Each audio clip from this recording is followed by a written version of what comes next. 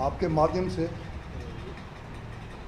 आज जो जो ऑनरेबल हाई कोर्ट ने ये रोशनी एक्ट जो इन्होंने इलीगल ऑक्यूपेंट्स को ओनरशिप देने का 2001 में लाया था, उसको खारिज करते हुए इंक्वायरी सीबीआई को दी है। तो विश्व हिंदू परिषद इसको वेलकम करता है, क्योंकि ये एक्ट जो है जो शुरू से ही इन्होंने इंक्रोच में सरकारी लैंड पर डेमोग्राफिक चेंज, जम्मू कश्मीर में एक डेमोग्राफिक चेंज लाने के लिए ये एक्ट बनाया था।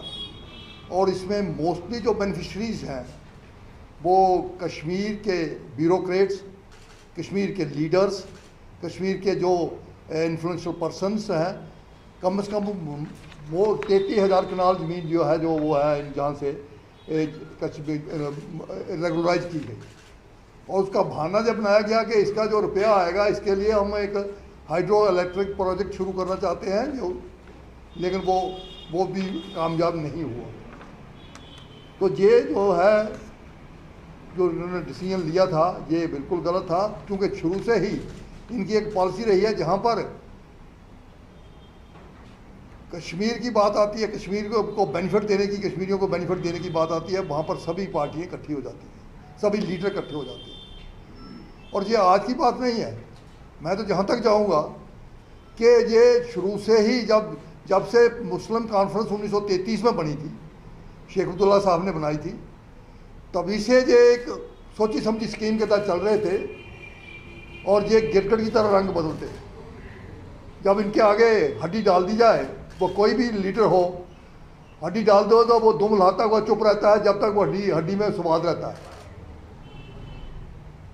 47 में जब पंडित नेहरू की ये इंटरवेंशन पर महाराजा को कहा गया कि हम एक्सेशन एक्सेप्ट करेंगे, शेख अब्दुल्ला को बाहर लाओ, शेख अब्दुल्ला का बाहर लाया गया, उसने माफ़ीनामा लिया और लिख के दिया, अंडरटेकिंग दी महाराजा को कि he will be faithful to his highness, लेकिन उसने उसके बैक में छुरा घोंपा।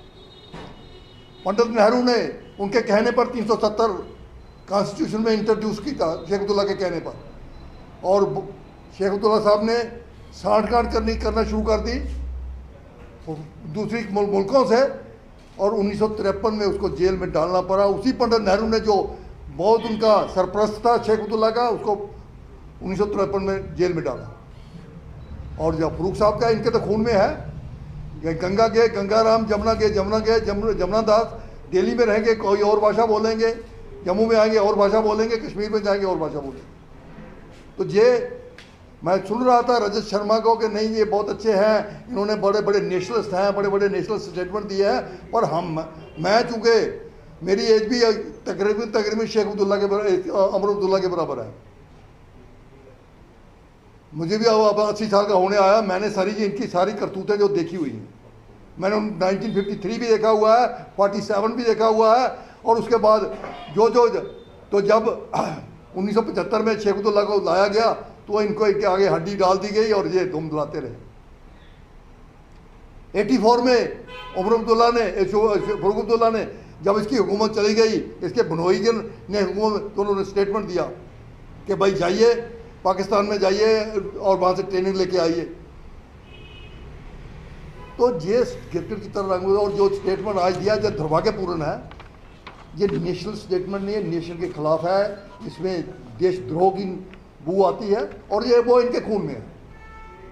समय समय पर ये गिरगिट की तरह रंग बदलते हैं। ये एक्ट जो बनाया, जो रोशनी एक्ट जो हाई कोर्ट ने खारिज किया है और सीबीआई इंक्वायरी की है, मैं सेंट्रल गवर्नमेंट को कहूँगा कि सीबीआई को हिदायत करें कि वो फ़ौरन से फ़ौरन इन्वेस्टिगेशन करे और जितने इनलीगल इंक्रोचर हैं उनको रिमूव करें। जैसे हम देख रहे हैं जो दिल्ली, यूपी में, उत्तर प्रदेश में जितना माफिया था, लैंड माफिया था, उनकी बिल्डिंगें और उनके गिराए जा रहे हैं। तो इनके जो जितने रोशनी एक्ट के तहत जो रेगुलराइज किए गए हैं इनको रिमूव किया जाए। और जो है जम्मू कश्मीर को, क्योंकि ये सोर्स ऑफ टेररिज्म है। कल ही हम देख रहे थे कि वहाँ पर चोपर में वहाँ पर वो एक मदरसा चलता है जिसके 3 टीचर जो है पकड़े गए हैं, और जितने टेररिस्ट मारे गए हैं उनका सोर्स जो है वो वहाँ से है। तो ये सारे के सारे जो हैं इनकी वो कहते हैं ना कि नानी एक है, चाहे वो पीडीपी हो, चाहे वो एनसी हो, चाहे कोई और हो, और उनकी सरपरस्ती करती रही है सेंटर की गवर्नमेंट। चाहे वो पंडित नेहरू हो, इंदिरा गांधी हो, राजीव गांधी हो, तो उनकी सरपरस्ती में ये पलते रहे, बढ़ते रहे और फूलते रहे। अब जरा तकलीफ हो रही है, 370 खत्म हो गया, कि आर्टिकल 335 ये खत्म हो गया, यूनियन टेरिटरी आ गई, कंट्रोल सेंटर के आ गया, तो अब छटपटा रहे हैं। अब चाइना से मदद मांग रहे हैं, ये देशद्रोह है, पाकिस्तान से मदद मांग रहे हैं। तो ये पहले भी इनकी जो अलायंस जो थी वो हिंदुस्तान के साथ कभी रही नहीं।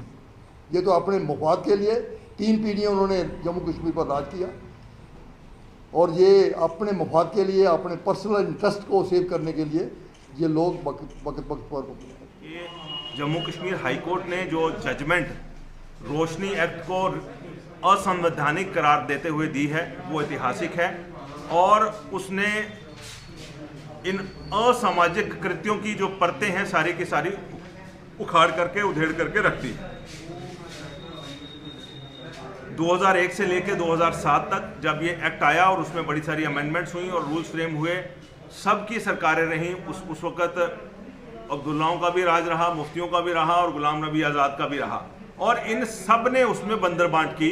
सब ने जॉइंटली जम्मू में ज़मीन जिहाद के नाम पर जम्मू में डेमोग्राफिक चेंज का एक फॉर्मेट खड़ा किया, जिसके तहत 6 लाख कनाल ज़मीन जो जम्मू संभाग की थी वो मुसलमानों को औने पौने दामों पर फ्री के भाव में दे करके उनको यहाँ पर बसाने की कोशिश की गई।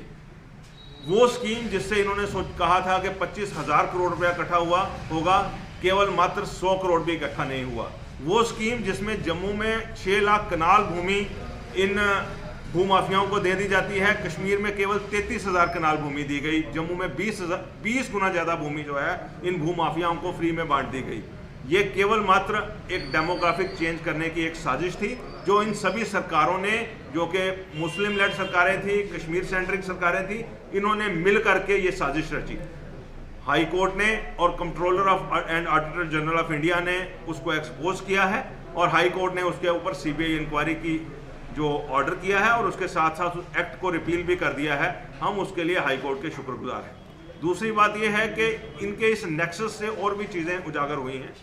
फारूक अब्दुल्ला चाइना के हक में बयान देते हैं, चाइना की मदद मांगते हैं उस काम के लिए जो कि भारत की संसद ने संवैधानिक रूप से पारित किया है। ये देशद्रोह है, और उनके इस देशद्रोह में उनके गुपकार डिक्लेरेशन के सभी राजनीतिक दल, साथी दल उनके साथ हैं, क्योंकि किसी ने उसको कंडेम नहीं किया है। इसके साथ साथ ये तो केवल राष्ट्रद्रोह ही नहीं कर रहे हैं, ये केवल जम्मू के साथ जमीन जिहाद ही नहीं कर रहे हैं, ये कश्मीर के समाज के साथ भी द्रोह कर रहे हैं। मधु किश्वर जी का वो ट्वीट और स्टेटमेंट जिसमें उन्होंने इन पर आरोप लगाए हैं मुजफ्फर बेग के रेफरेंस से कि ये कश्मीर में लेडीज़ की भर्ती करते थे सेक्रेटरीट में एम्प्लॉइज़ के तौर पर, और उनको उनकी प्रताड़ना की जाती थी उस वक्त, उसके बाद अल्टीरियर मोटिव्स के लिए। इसके ऊपर भी इन सब ने चुप्पी साध रखी है। और जो एक लेडी पार्टी प्रेसिडेंट है महबूबा मुफ्ती, या हुर्रियत के लोग जो बड़ी मोरालिटी की बात करते हैं, वो भी इस सब्जेक्ट पर चुप्पी साधे हुए हैं। इससे हमें ये लगता है कि ये गुपकार घोषणा पत्र के सभी दल इसमें भी शामिल थे। तो ये कश्मीरियों के भी दुश्मन हैं, मॉरली भी करप्ट हैं, देश के भी दुश्मन हैं, अंतर्राष्ट्रीय स्तर की साजिशों के हिस्सेदार हैं, और उसके साथ साथ हिंदुओं के और राष्ट्रवादियों के भी खिलाफ हैं, क्योंकि ये जमीन जिहाद और डेमोग्राफिक चेंज करना चाहते हैं। धन्यवाद।